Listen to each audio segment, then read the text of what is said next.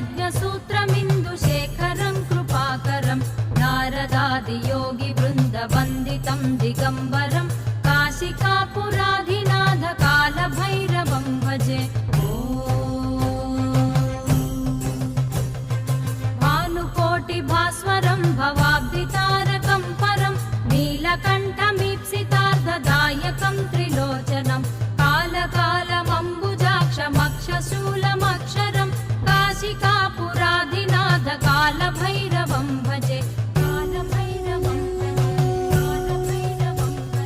शूलटङ्कपाशदण्डपाणिमादिकारणं श्यामकायमादिदेवमक्षरं निरामयं भीमविक्रमं प्रभुं विचित्रताण्डवप्रियं काशिकापुराधिनाथ कालभैरवं